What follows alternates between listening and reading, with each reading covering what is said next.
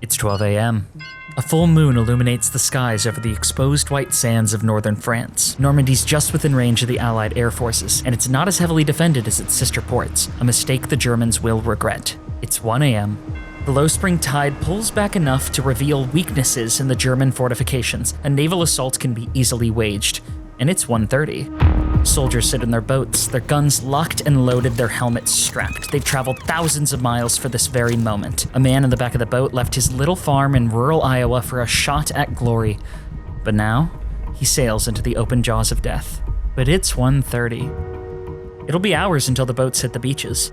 The first paratroopers are just beginning to drop from the skies. Preliminary attacks on the beaches have finally begun. The Germans rush to their stations. They were caught off guard by this attack, but its spotlights light up the skies and the beaches, and they find themselves puzzled. German spotlights scramble to find a lone figure standing on this dark beach. Two parachutes come to a rest behind it and quickly detach. It's 1:30 a.m.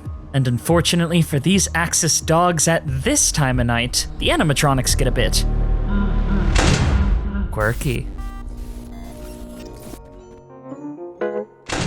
Good afternoon, I didn't see you there. My name is Winter, resident World War II pizzeria analyst. Yes, that's a real job, Mom, get off my back.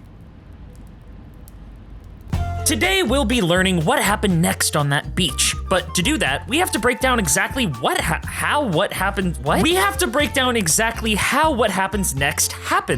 We need to know, could Freddy Fazbear storm Normandy? Could he do it alone? When will MatPat return my calls? And why didn't he come to my birthday party? I told my friends he'd be there. These are all equally important questions that I know the answer to. And I accidentally burned his house down, but that's irrelevant, not coming was still rude. So let me enlighten you on these answers. Let's break down the facts. Fact 1, as learned in Sister Location, Freddy Fazbear comes in at an enormous and unattainable by man 6'1", 350 pounds. Fact 2, Freddy Fazbear can accelerate from unmoving to upward speeds of at least 300 miles per hour in a single moment. When the power goes out in the pizzeria, despite seeing Freddy in his room on the cameras mere moments before, he can be seen in the doorway as if mocking you, which leads to fact 3. Freddy Fazbear has a predator mentality. Not that one.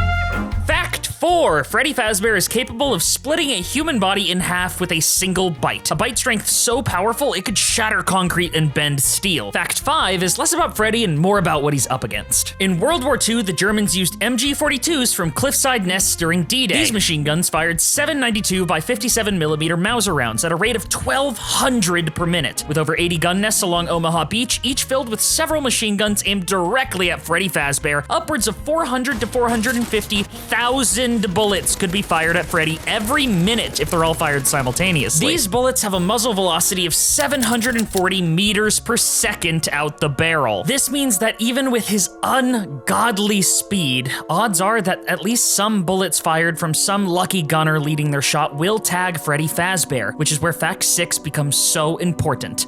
Freddy Fazbear can only be killed by cake or fire. The dead child's ghost inhabiting Freddy Fazbear must be sated and made at peace to send him along. Or, as we learned with the death of William Afton, a spirit possessing an animatronic can be consumed by fire. This means that the hail of bullets means nothing to the steel-bodied Freddy. But the Germans' use of the Flammenwerfer 41 flamethrowers will pose a serious threat should he be unable to close the distance with the flame troopers fast enough. Our last factor of the Axis defenses is their use of artillery, the most horrific and deadly weapon of the war. But they won't work. There is absolutely no form of artillery in the German arsenal that can deal with a ground troop moving at the unreal speed Freddy can. If it did happen, it'd truly just be some random lucky shot, and even then, last I checked, Germans weren't launching Little Debbie snack cakes at the enemy. Only Canadians did those kinds of war crimes, so Freddy will be fine. Hey, now we know exactly what each side can do, which means it's time to return to the morning of the battle. It's a long and rocky flight.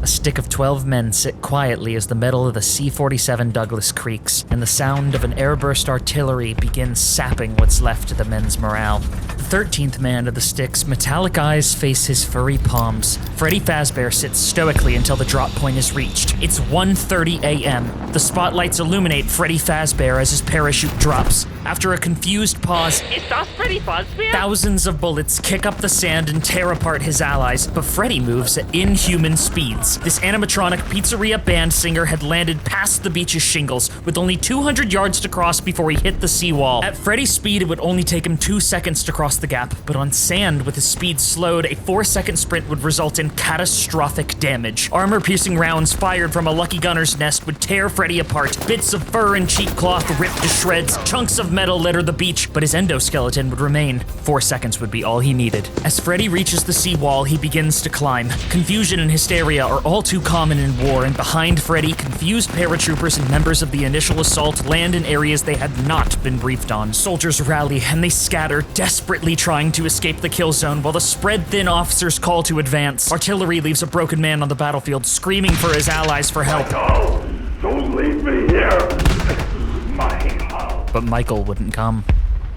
Amidst the outbreak of battle, Freddy is able to climb with limited resistance. The small arms fire taken from the bunker windows would not be enough as Freddy Fazbear tears into the Nazi bunker. Terrified Germans attempt to repel the Iron Beast, but on this day, the roles of history would be reversed. The Allies would not be running into the jaws of death. In this bunker, the jaws of death would come screaming into the German forces. Freddy Fazbear's inhuman strength and blinding speed clear the bunker faster than Scott Cawthon could say jump scare. But as the Germans gain word their defenses had been breached, Freddy begins to clear bunkers. A terrified cluster of soldiers barricade the door, forcing Freddy to bang on the barricade. With jaws that could rend steel, the barricade rapidly dismantles, but the Germans only needed to keep him for a moment. This dark bunker, lit only by dangling bulbs, is lit up in a flash of white. Soldiers cover their eyes as a gout of fire is spewed from a flame trooper directly into Freddy Fazbear.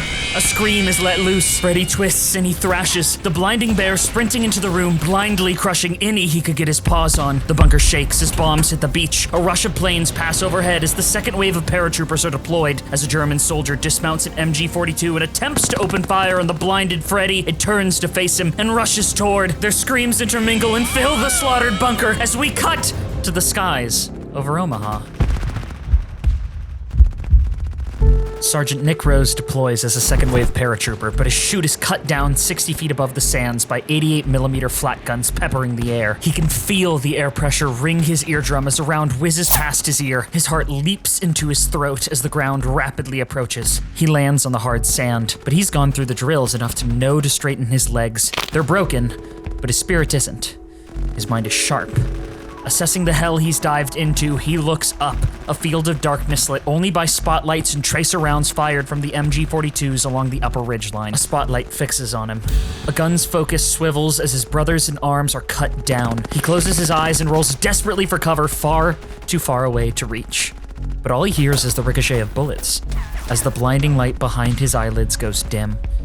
Another moment passes. He can still feel the summer night air and smoke burning against his skin. Hesitantly, he opens his eyes, looking up to a figure framed like a divine messenger. Light pouring around its frame from a German spotlight, a single booming voice shakes his core. Superstar. There you are. I feel you are broken. Glamrock Freddy stands before the broken boy no older than 21. Sergeant Rose's legs won't work, but as Freddy's chest cavity opens, this machine would way more than make up for it. A second Freddy has hit the beach. Glamrock Freddy and his pilots sprint toward the sea wall. A hail of bullets greet him with open arms as he turns to look for allies and equipment to assist with the climb. The pilot flinches inside Freddy's stomach, not in a gay way though, as a plane is shot down nearby. A sickening crash and explosion rocks the beach as a burning suit flies out the cargo door and bounces violently off the ramp just before the plane makes impact. A third Freddy hits the sand where it's pelted by a stray howitzer. The lucky artillery shot blows off one of the robot's legs, but the light of the plane's fire illuminates a fallen brother nearby with enough climbing gear to scale the wall. Glamrock Freddy scoops up the gear and rushes to the wall, but his delay allows a single string of bullets to pierce the abdomen of Freddy. White hot, a burning sensation is all the pilot can feel, but he can't focus on it now. Between the scavenged supplies and his sharpened gator claws, they're able to scale the rocky bluff together. This pilot and Glamrock Freddy breach the bunkers, and they are met with heavy resistance. But with his ability to see through the bunker beforehand, he had time to prepare. The Germans are once again overwhelmed by the speed of Freddy Fazbear. The advancement of the Freddys had salvaged the catastrophic first contact that was this battle. But as Glamrock Freddy continued through the bunkers, he had come across the body of Freddy Fazbear. Charred to a crisp, Glamrock Freddy closes the eyes of his fallen brother before falling to one knee. I apologize. But the war rages on. The battle still continuing, with some bunkers left to clear before the beachhead could be secured. The sounds of gunfire light up Glamrock Freddy as soldiers surround him, his pilot rapidly fading from consciousness as the bleeding becomes too much. Glamrock Freddy lays a hand over his pilot, a last attempt to shield the man inside. A spray of blood and gore erupts from the bunker. A partially burned and oil-stained Freddy rips into the bunker, annihilating the Germans. The burnt gasoline-soaked Freddy's brown suit has turned this Freddy green, his missing leg not hampering the supernatural speed of this Freddy. As Sergeant Rose is gently removed from Glamrock Freddy, he's laid against a bunker wall as he takes shallow breaths that will not continue for much longer. Glamrock Freddy, losing power and desperately clinging to life, stays with his pilot in his final moments as the two go out together. Good luck, superstar. Entering rest mode. But a moment of silence hasn't yet been earned on this Western Front. The third Freddy Fazbear continues the battle, raging through bunker after bunker, the enemy's German blood painting the walls red with far more talent than their army's leader could have ever hoped to achieve. It's 4 a.m. As Freddy reaches the final barracks, he finds a group of frightened German soldiers who lay down their arms and surrender. But the Geneva Conventions would not be for another 5 years, and Freddy Fazbear does not take prisoners. Deep in an enemy barracks, Freddy Fazbear stops. D-Day had taken the Germans by surprise, forcing them to their battle stations regardless of what they were doing. Amidst the hell of war, Freddy had found a time capsule, a relic of the time that was nearly 4 hours ago. And inside this German bunker, Freddy finds a birthday party, set for a soldier. No decorations, simply cups, and a single nicety from a care package sent from this soldier's home. A birthday cake with 19 candles, only one of which is lit. Engraved on the cake in German handpipe frosting reads, "Happy birthday, Mike Schmidt. Come home safe." Freddy holds the birthday cake. A drop of German blood rolls down his cheek and extinguishes the lit candle as Freddy's eyes go dim. On the happiest D-Day in history. In this moment, Freddy did not die hiding. There, in a bunker over the sands of Omaha Beach, Freddy Fazbear passed on an American hero, with a birthday cake just for him. As the boats reach the shores, soldiers are shocked to hear silence on the beach. All they find is a sea of corpses and a war-torn land. Fortunately for the Allies, the boats hit the beach at 6:30 a.m.